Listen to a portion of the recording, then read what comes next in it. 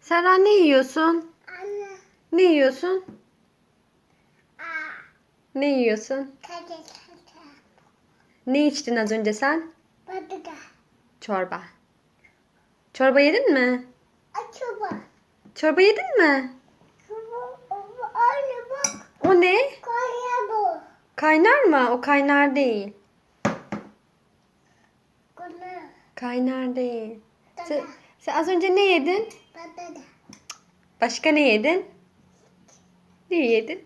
Çuba. Evet, aferin benim kızıma. Şimdi ne yiyorsun? Abiyo. Ne yiyorsun? Apa. Ne yiyorsun? Söyle bakalım.